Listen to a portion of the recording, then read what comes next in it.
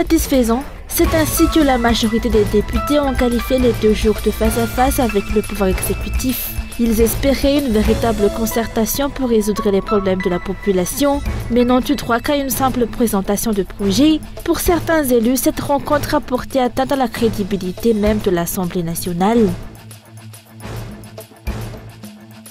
À l'approche de l'examen du CEPE, de nombreux élèves d'Antananarivo révisent dans l'obscurité à cause des coupures d'électricité prolongées. Parents et enseignants s'inquiètent de l'impact de cette situation sur la préparation des candidats. De l'actualité internationale, les cours du pétrole ont bondi vendredi en réaction à l'escalade au Moyen-Orient entre Israël et l'Iran, les opérateurs craignant des perturbations de la production et de l'acheminement de l'or noir.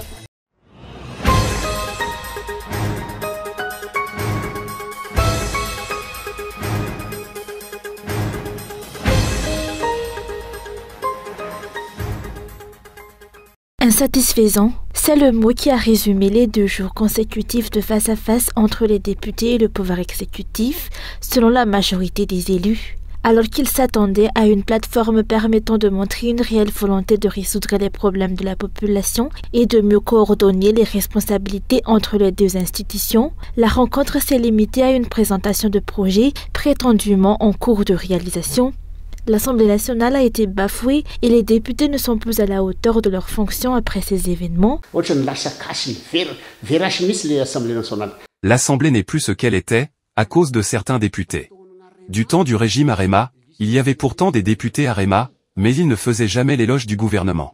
Ce n'est pas notre rôle, en tant que député, de faire des louanges. J'ai moi-même été président de l'Assemblée, je ne me laissais pas manipuler. Aujourd'hui, les députés devraient s'exprimer, mais on leur impose un temps de parole de seulement 4 minutes, et ils restent passifs. L'Assemblée nationale est désormais très mal vue par l'opinion publique. Heureusement qu'il existe encore quelques députés issus d'autres camps politiques, sinon, il vaudrait mieux ne plus avoir d'assemblée du tout. Lors de cette dernière session, les prises de parole du président de l'Assemblée nationale ont également été jugées choquantes par certains élus, rappelant que ce dernier a déclaré « Le développement de Madagascar ne se fait pas en un jour, surtout vu la superficie du pays. » Ils disent que Madagascar est trop grand, mais c'est l'absence de décentralisation qui cause cela. C'est vous qui centralisez tout. Si les régions avaient eu du pouvoir, les choses seraient différentes. Et dire que le développement ne se fait pas en un jour, mais votre patron est au pouvoir depuis 15 ans. Ils n'ont plus d'arguments et disent n'importe quoi. À l'opposition, nous savons déjà que rien ne fonctionnera. Ils parlent d'infrastructures, mais le développement ne se limite pas à construire des bâtiments. Regardez les hôpitaux, ce ne sont que des bâtiments, sans personnel ni matériel. Le ministère de la Santé m'étonne, ils apportent des équipements juste pour les photos d'inauguration, puis les reprennent ensuite. Il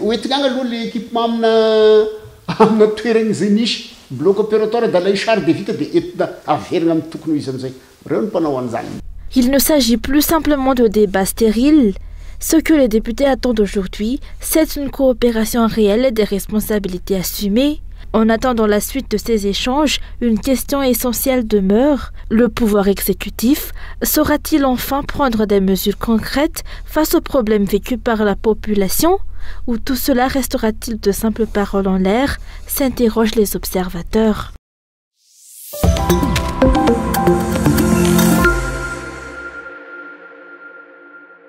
À quelques jours de l'examen national du CEPE, de nombreux élèves d'Antananarivo révisent leurs leçons dans l'obscurité, victimes des coupures d'électricité prolongées. Alors que cette semaine devait être consacrée entièrement à la préparation, les parents et les enseignants tirent la sonnette d'alarme.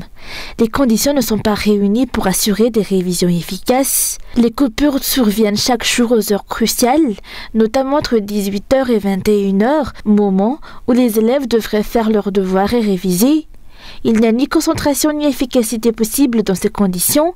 On craint que cela ait un impact direct sur les résultats de l'examen, selon les parents, visiblement inquiets. L'électricité est coupée dès 18h. À 21h30, elle n'est toujours pas revenue, même à l'arrivée des journalistes. L'examen, c'est mardi. Les enfants sont stressés. Ils se lèvent à 5h30, mais l'électricité ne revient que vers 6h30, juste avant le départ pour l'école. Le soir, c'est à la bougie qu'ils révisent. Leurs yeux sont épuisés. Du côté des enseignants, le constat est tout aussi préoccupant. Les écoles tentent de combler le vide, mais se sentent seules face à la situation. Le manque de révision à domicile compromet une bonne préparation, surtout pour ces enfants qui s'apprêtent à passer leur premier examen d'État.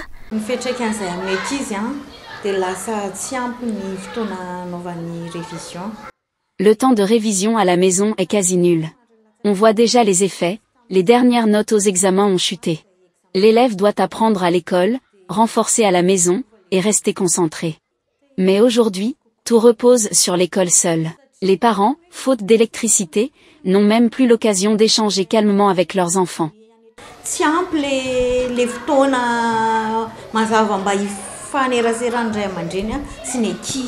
Ainsi, ce qui devait être une semaine de concentration se transforme en parcours du combattant pour des milliers de familles. Et au-delà du secteur de l'éducation, ces coupures affectent la vie économique et sociale tout entière. Pour rappel, l'examen de CEPE est prévu pour le mardi 17 juin prochain.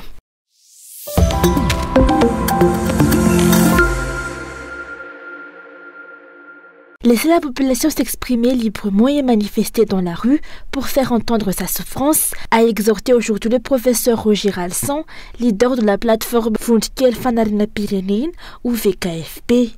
Il est temps que les Malgaches se lèvent et s'unissent pour redresser le pays, car sa dégradation ne fera qu'augmenter si le régime actuel reste au pouvoir. Pour le VKFM, la solution pour redresser et développer Madagascar réside dans une réforme en profondeur, tout en refusant la dissimulation et l'intimidation.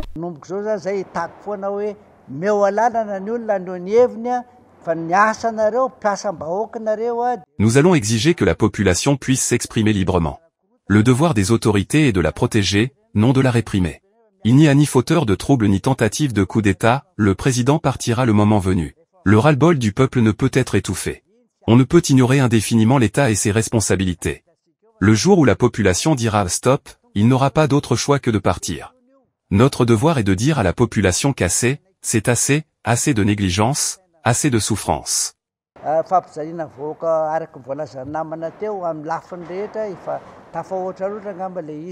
Il convient de noter que la plateforme politique El Politikam Tambaj HPM a été récemment transformée en ce Vundkel Fanarina Pyrénées ou VKFP. Cette nouvelle entité regroupe 8 partis politiques, un syndicat de travailleurs, des anciens sénateurs, plusieurs organisations de la société civile, l'association des chefs traditionnels, ainsi que 4 autres organisations.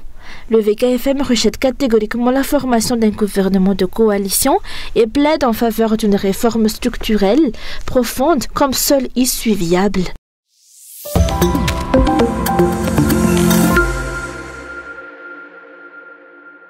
L'échouement du navire Amaury à l'entrée de la baie de Diego Suarez, survenu le dimanche 8 juin 2025, a vivement suscité des inquiétudes de pollution de la mer. Alors que les autorités affirment l'absence de déversement du pétrole, les habitants locaux, quant à eux, preuve à l'appui, photos et vidéos, attestent que du carburant et de l'huile commencent déjà à se répandre sur la côte est.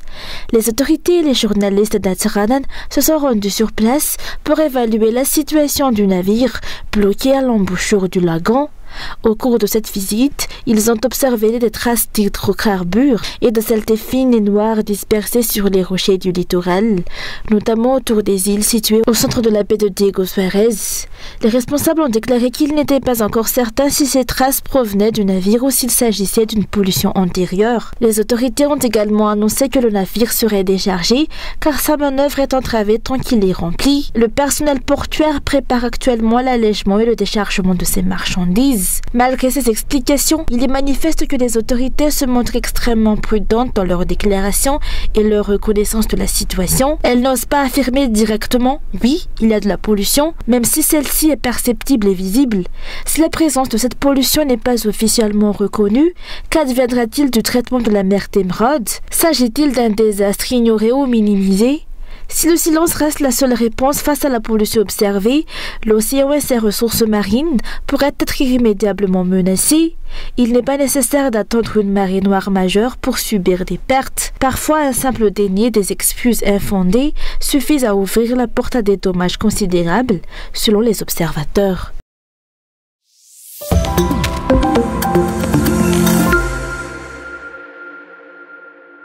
À l'occasion de son 50e anniversaire, le FOFIFA, le Centre national de la recherche appliquée au développement rural, a inauguré un monument commémoratif ainsi que la rénovation de leur amphithéâtre à Apanjanoubi.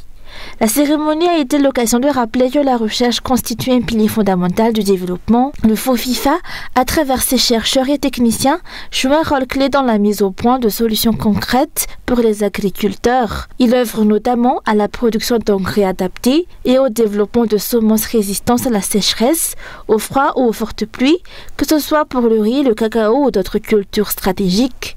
Dans un contexte de changement climatique de plus en plus marqué, la recherche agricole menée par le FOFIFA s'avère indispensable pour garantir la sécurité alimentaire et accompagner les producteurs dans leur adaptation. Parmi les grands défis qui attendent la FOFIFA figure le développement de 4 variétés de riz adaptées aux réalités climatiques spécifiques des 23 régions de Madagascar.